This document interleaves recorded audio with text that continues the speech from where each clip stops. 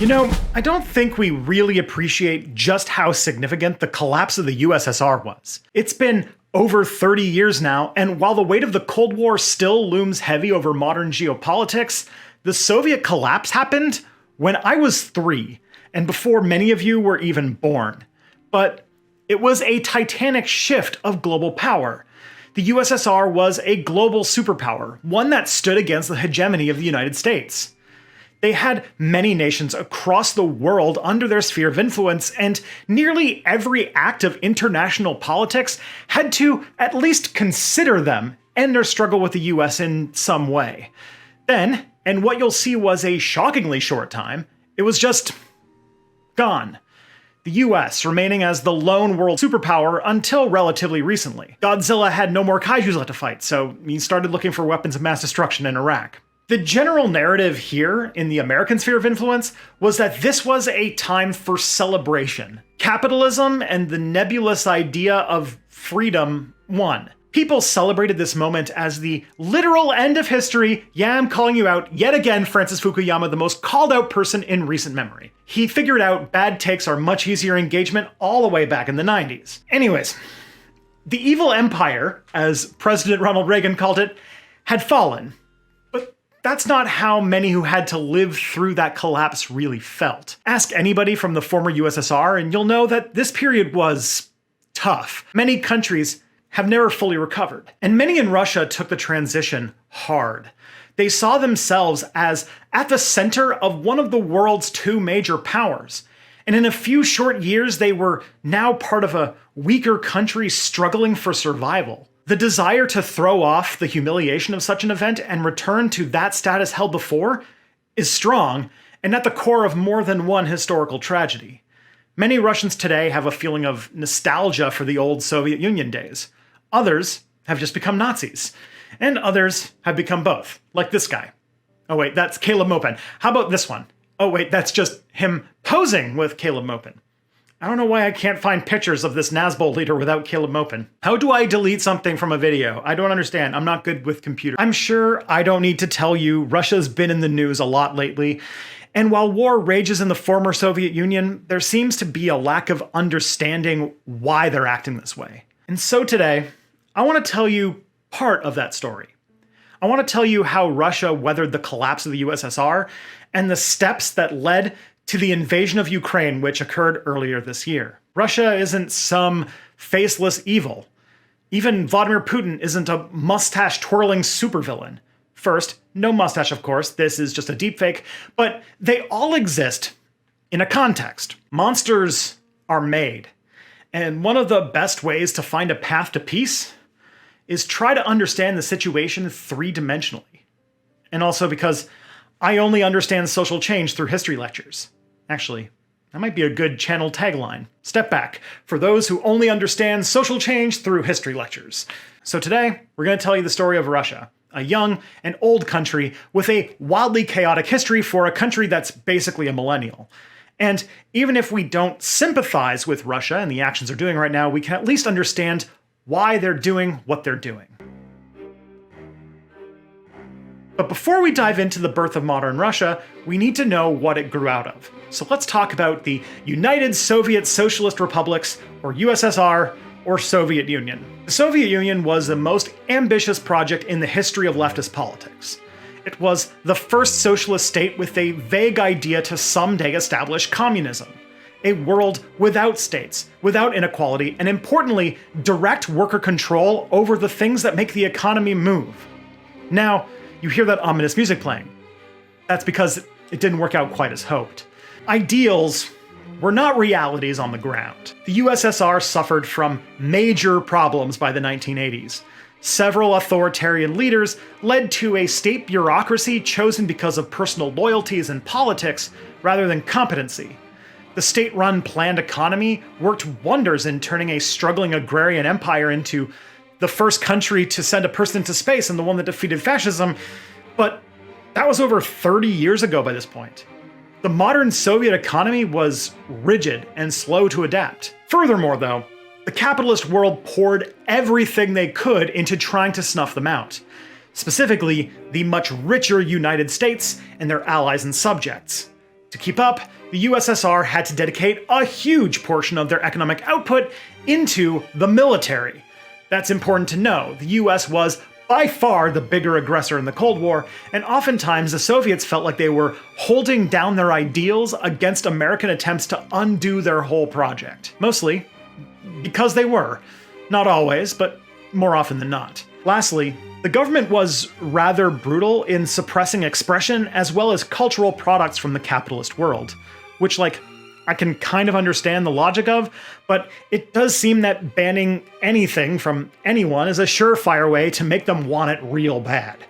Soviet kids were making bootleg records on X-ray sheets and stuff like that. It actually reminds me about a fun, weird side tangent about how there's, an illegal Cuban World of Warcraft private server. I don't have a clever joke to add to this, but like a potato, I just think it's neat. This stagnant and conservative, in the sense of resisting change, system then came under the leadership of a man named Mikhail Gorbachev. As is Step Back tradition, here's a clip of him doing a Pizza Hut commercial. He was a farmer who came up through the Soviet bureaucracy to power in 1985. And just like Marty McFly, he called himself a socialist and said he was dedicated to the ideals of the Soviet Union, but also, like Marty McFly, he had political instincts closer to that of a social democrat, the ideological position that favors capitalism and free markets, but with heavy government intervention to rein it in. So, he's a centrist. His first actions were to recall the USSR from a war in Afghanistan, as well as try to cool tensions with the Americans.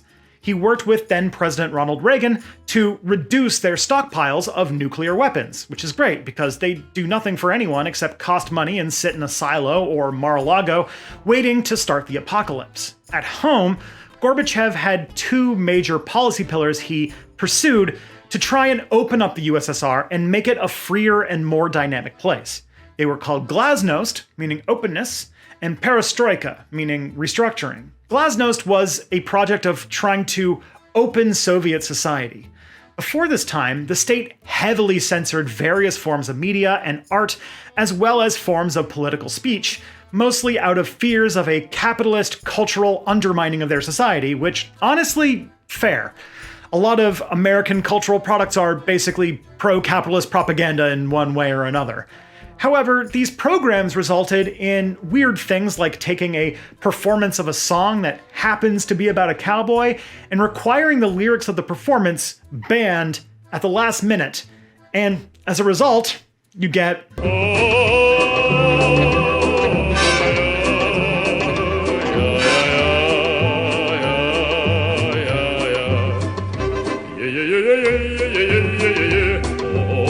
Gosh, in internet time, that meme is like paleontology now, isn't it? Glasnost, in practice, was key appointments to media organizations. This new management allowed for more disagreement and debate in political discourse, as well as rollbacks of censorship in the press. Efforts to block off radio signals from outside the Soviet bloc went down, and more open communication could happen from both sides of the Iron Curtain. How nice. Perestroika meant a restructuring of the country. The top-heavy, centralized method of planning the Soviet economy was replaced with a more distributed decision-making in hopes of becoming more efficient. The government became much more democratic and allowed for multi-party elections. In many ways, though, old Gorby's attempts to modernize the Soviet system led to it falling apart at the seams. This new freedom of speech and press was used to highlight the deep problems in the USSR, and freer elections caused nationalist and anti-communist groups to flourish. Many countries in the Union hosted growing movements of people who wanted to get out and reestablish their independence. Communist-aligned countries, not in the USSR, but in the sort of Soviet sphere, started to crumble. The most famous being in 1989, Germany notably reunified, and unrest at home was only beginning. By 1990, the Soviet press openly called for Gorbachev to resign and feared a Russian civil war between communists and a new liberal democratic league. At the same time, Soviet hardliners were calling on Gorbachev to shut down these criticisms and reassert control. His circle of allies had truly become tiny. In August of 1991, while on vacation in Crimea, a group of hardliners attempted to cancel culture of the Soviet government through a coup. They wanted to undermine Gorbachev's plan to restructure the USSR's constitution to something closer resembling the modern-day EU. The coup failed, but only due to support of liberalizers like Boris Yeltsin, who we'll get to in just a moment. Gorbachev pledged in the wake of the attempted coup to reform the Communist Party, which he did 2 days later by resigning as general secretary and calling for the dissolution of the Central Committee, essentially ending communist rule in the Soviet Union. Gorbachev then tried to renegotiate the Soviet Union's treaty, while republics one by one voted to secede from the country. Even in Moscow, where Gorbachev worked, the tricolor Imperial Russian flag began to fly for the first time since the revolution. And by the end of the year, Gorbachev's authority extended to maybe the building he worked in. On December 26, Boxing Day of 1991, the Soviet flag went down over Moscow. The project was over. All his apes, gone. Just a fun aside here, the USSR dissolved just late enough to get in on some of the early internet treaties, the most amusing being the top-level national domain. So there is still about 100,000 .su websites. Anyways, the dissolution meant that Russia was on its own. The first president of this new Russian Federation was a liberal nationalist leader by the name of Boris Yeltsin. The coup failed, but only due to support of liberalizers like Boris Yeltsin, who we'll get to in just a moment. See, I told you he'd be back. A liberal and a nationalist. What could go wrong? Russia's only really had 3, but in reality 2 presidents since 1991, and Yeltsin led Russia through its first tumultuous years. So we could learn a bit about him. Born in a small Russian village, Yeltsin worked in construction before going to university and joining the Communist Party. Rising in the ranks, Yeltsin was a supporter of perestroika and embraced Gorbachev's reforms, but quickly grew frustrated that they were too mild and too slow. In 1987, he famously resigned from the Soviet Politburo, the policy decision-making body at the top of the USSR. He called for multi-party democracy and became the face of people working to change the USSR forever. He worked with other nationalist leaders in different republics and eventually was instrumental to the dissolution of the Soviet Union in 1991. In an election earlier that year, he became the first president of Russia chosen in a multi-party election. Russia contained over 50% of the former Soviet population. So, what did old Boyo, this specimen, do to move Russia out of this tumultuous era? Russia's transition to capitalism was a messy saga and really sets the tone for the country we know today. TLDW.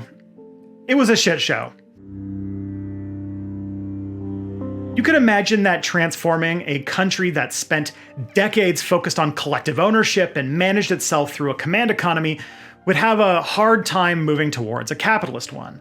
Firms which originally focused on inefficient and meaningless things like production targets and maintaining the health and well-being of their employees now had to shift to the things that really matter, the only unambiguously moral good thing, maximizing shareholder value. And people who had to do this change were a generation of leaders who never had to do that, and furthermore vilified that impulse. You know, because it's an evil one. Russia would undergo privatization under the hot, sexy new global ideology of neoliberalism, and following Poland's movement out of communism would use a harsh and controversial economic plan called shock therapy, which was as pleasant as it sounds.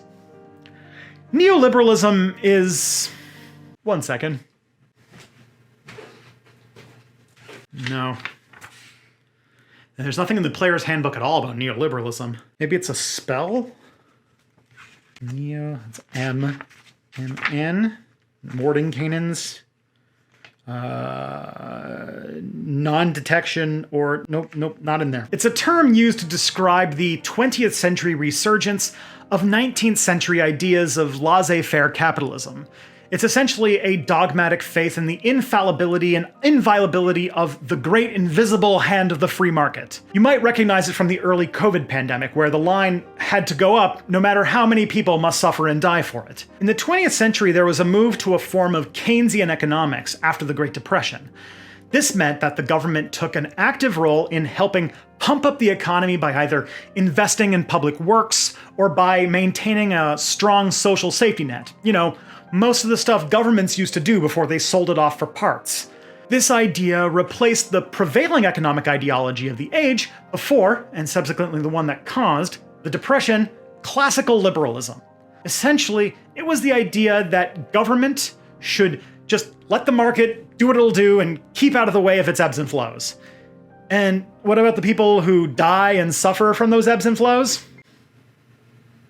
So as Keynesianism became the norm of the land, conservative opponents always waited in the wings, criticizing the various successful programs for doing unspeakable atrocities like building libraries or giving people unemployment benefits. Good lord. When a resource shock in the 1970s upset people's confidence in the economic order, these new classical liberals, or neoliberals, were ready to swoop in and seize the means of communication. And luckily for them, rich people are really into the idea that rich people should just keep being rich. And politicians, big fans of rich people.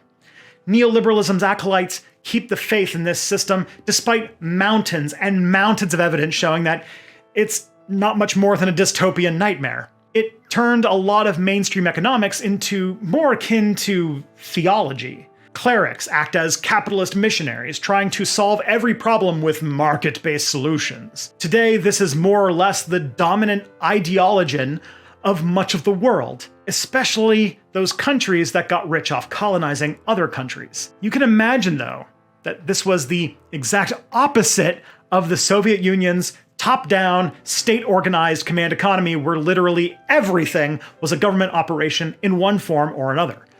Russia needed to move into the new paradigm because we all must worship the great invisible hand. It is hungry for the blood of untold millions. And in order to prosper, Russia must feed it with their masses, which requires a process called privatization. So the plan was to take these big public firms, like say a big Russian vodka manufacturing concern, and turn it into a corporation. This would mean that ownership of the company went from the state to the people by giving them stock that you can buy or sell, like on a market, like a stock market. The way they decided to transition Russia into a modern capitalist country was through the economic version of shock therapy, which they deceptively call shock therapy. Essentially, shock therapy is when you approach liberalization the way I critique my own work, instantaneous and without mercy. It's essentially the process of privatization by ending all currency and price controls at once. I guess the idea is that in the long run, ripping off the band-aid fast is the best option. The term is best known through the work of Naomi Klein. In her 2007 book, The Shock Doctrine, she makes a pretty clear case that neoliberal advocates have gotten far using this tactic. Her thesis is that neoliberalism is, in general, pretty unpopular, mostly because of the kinds of things you'll hear about in just a second, and that these waves of quick, merciless privatization come after shocks like acts of terrorism, military coups, or huge economic disasters. Like all good things. Some examples of shock therapy coming on the backs of disasters for the USSR were the 1975 neoliberal reforms in Chile under Augusto Pinochet, when he suddenly Juan Guaido to the presidency through a military coup, or Poland a few years before the Soviet collapse. After the collapse, you see this in events like Hurricane Katrina, where the hurricane's destruction and chaos allowed for sweeping privatization of services in New Orleans and Louisiana at large. Neoliberal economists seem to argue that it's good for tackling inflation and stabilizing economies in this transition, maybe in principle, but on the ground it looked a lot different. The stocks in the best firms made their way to the well-connected. Many Russians were also desperately poor, to the point of starving because neoliberal policy wonks were innovating away their standard of living. These desperate people were willing to sell their stock for laughably low prices in exchange for just some cash so that they could eat and maybe get paid in something that's not furniture or IOUs. Shake that out long enough and the best connected, as well as those who had cash, wound up owning all the previously public state enterprises, and a handful of guys more or less controlled the entire Russian economy. It's like capitalism on fast forward. You might hear these guys referred to in the news as oligarchs. Critics point out the slight problem that shock therapy is typically an unmitigated disaster, and a moment of bottomless suffering for those who chose to be unwealthy. So, how did shock therapy impact Russia? Well, it was an unmitigated disaster and moment of bottomless suffering for those who chose to be unwealthy. The country delved into one of the worst economic depressions in human history. Russia's economy depends heavily on exporting raw commodities. Low prices in the 90s sunk Russia to an even lower nadir. Unemployment, which was unheard of in the USSR, shot way up. And people who still had jobs turned up to work and their bosses just didn't pay them. Some companies starved of cash began paying their employees in merchandise, like furniture factory workers getting paid in chairs and couches. By 1995, Russia's unemployment reached 18%, and that doesn't even include part-time workers or the earlier said chair paycheck recipients. Communism is when bread lines. Capitalism is when you try to pay for bread with love seat. But we also must give capitalism credit for all the good it did for Russia. For example, the economic collapse caused by privatization wasn't as bad as the one caused by World War I, the war when Russia grossly overextended, following by government collapse and civil war. So it was only the second worst economic depression in Russian history, huh? And yes, poverty did skyrocket, but so did income inequality, so a few people went from being on par with everyone to mega billionaires. So for those people, I'm sure it was a great time. By 1993, only 49% of Russians lived in poverty. Only 49! So the other 51% were not.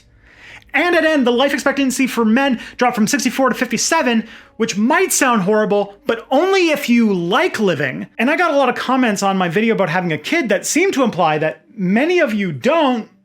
So, great shock therapy, A+, no notes, would liberalize again. Many technocrats and well-connected Communist Party members found themselves to actually be shrewd capitalists.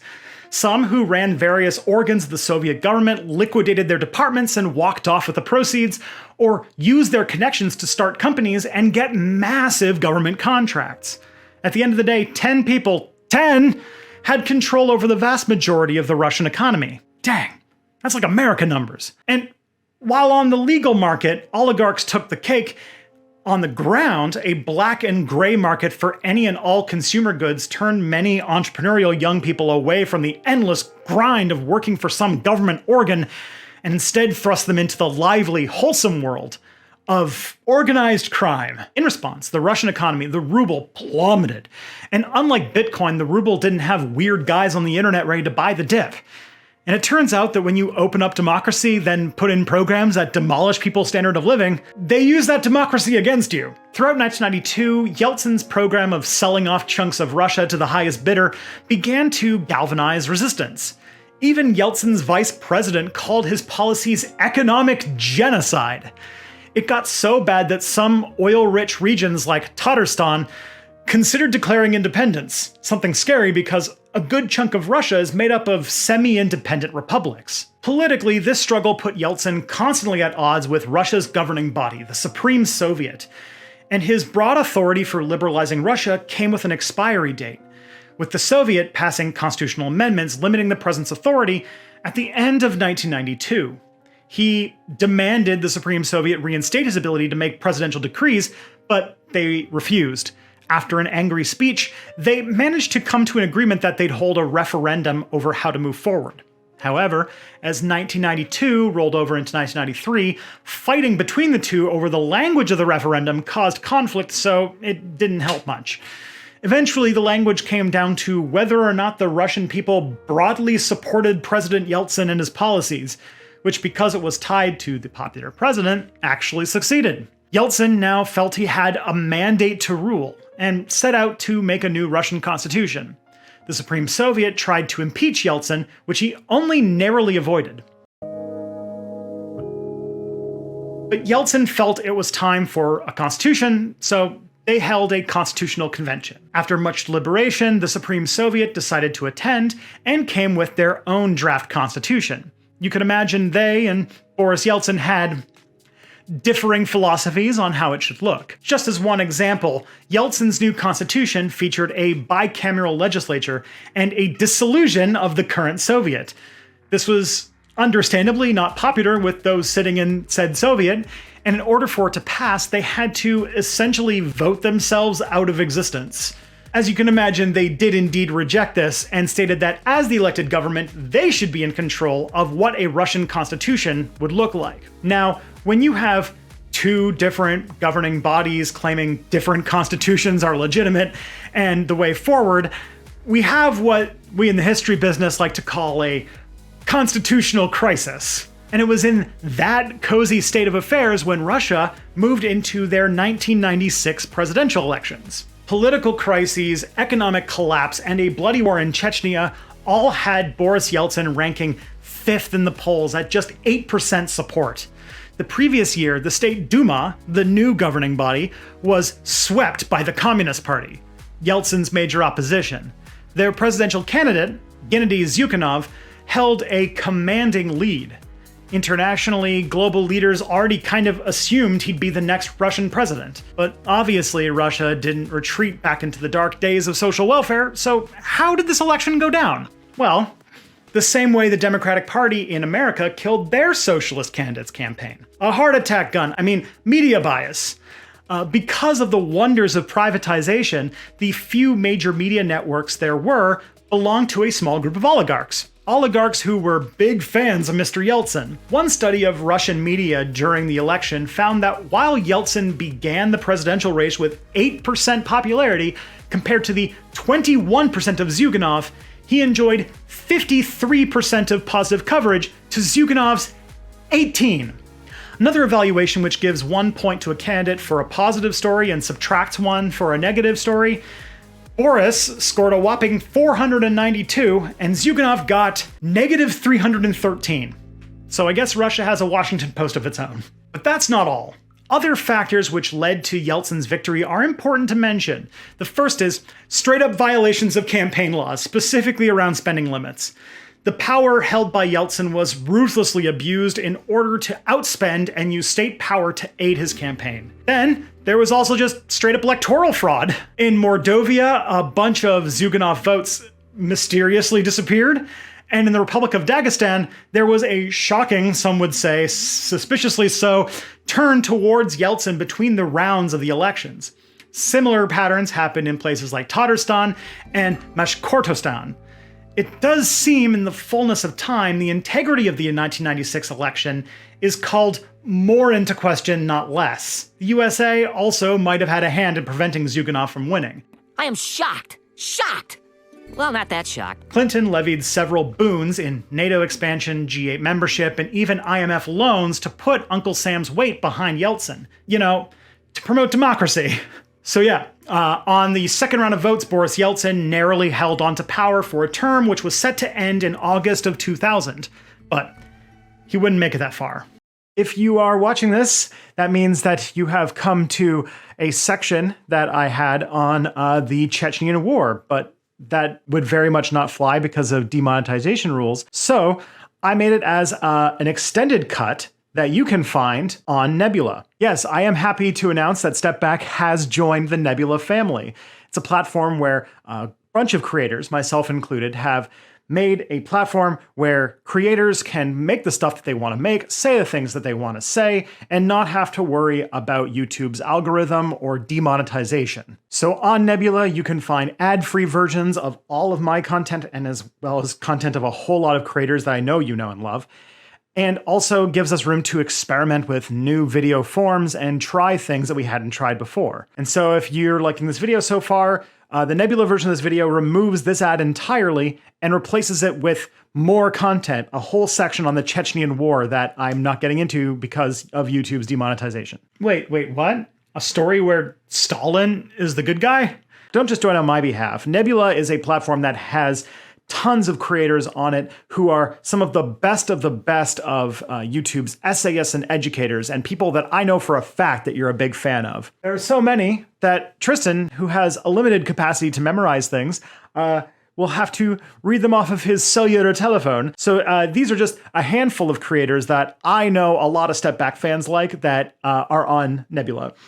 Mia Mulder, hey, NerdSync, Second Thought, Jesse Gender, FD Signifier, Philosophy Tube, Isaac Arthur, Jacob Geller, Sarah Zed, Tom Nicholas, Maggie Mae Fish, and Big Joel, although I think that there are larger Joels out there. Not only can we experiment with new forms, but you end up with really cool and interesting collaborations. For example, Tom Scott made a game show called Money that was a whole thing about the thought processes of basically game theory. And on it, Mia Mulder plays a reality show villain. It's very fun. And another thing is that another platform, CuriosityStream, likes Nebula so much that we've partnered together to make a deal where if you join CuriosityStream, you get Nebula membership for free. That's not a trial. That's not like a month. That is, as long as you stay with CuriosityStream, you just also get Nebula. And here's the really good deal. CuriosityStream is offering 26% off their annual membership, which puts it under $15 a year for CuriosityStream and Nebula. And there's a lot of really cool stuff to watch on CuriosityStream. I check it out weekly, usually. One of my favorite things I found, and one of the things that I watched when my son was a newborn, was something that I think you guys will like, because obviously if you're watching this channel, you love to see a bearded history daddy explain the past to you. And who is the best history daddy of all but Nick Offerman, Ron Swanson himself, doing a series on the history of home. It's a 3-part miniseries discussing a lot of the little intimate histories behind the everyday aspects of our house and how what we called home looked very different in different eras. Also, how home might change in the future given our adaptation to climate and living a more sustainable existence. It's one of the coolest 3 hours of TV I've enjoyed. And I got it and lots of other stuff for $15. So just go to the link below or go to curiositystream.com/stepback to sign up. And if you do, you're really, really helping Step Back, as well as many, many other educational creators who are working really hard to try and get high quality content that might not exactly be the most clickbaity stuff in the world out there for everyone, including you. Boris Yeltsin's second term was cursed in multiple ways. You could probably start with later the same year he was elected, he had to undergo quintuple bypass surgery on his heart, which kept him in the hospital for months. Russia also received a bunch of loans from the IMF to develop their infrastructure, but it seems most of those funds wound up in Yeltsin and his friends' bank accounts overseas. Those loans, stolen or not, still had to be repaid, and Russia in 1998 defaulted on its debts, leading to a financial panic and another collapse of the fragile ruble. And the good times with the West started to sour as NATO got involved in Kosovo, which Yeltsin saw as them messing around in his sphere of influence. In 1999, the Democratic and Communist opposition accused Yeltsin of acting against the Constitution, with actions like dissolving USSR, what they saw as a coup during the constitutional crisis in 1993, and the instigation of a war in Chechnya, and they attempted to impeach him for it. It didn't have the 2/3 vote needed to pass, but it showed that Yeltsin's government was on shaky ground. But then a few interesting things brought Yeltsin down.